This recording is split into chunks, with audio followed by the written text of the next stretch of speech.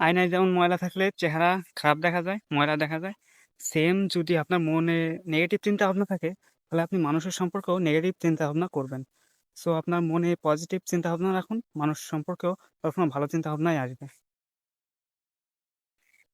Train হোক বা বাস, যদি আপনি ভুল লোকেশনের টিকিট নিয়ে নেন, তাহলে আপনি যতই সময় লাগাবেন, ততই সময় নষ্ট হবে। আপনার সামান্য কিছু টাকার জন্য কি আপনি শুধু সময় নষ্ট করবেন? অবশ্যই না।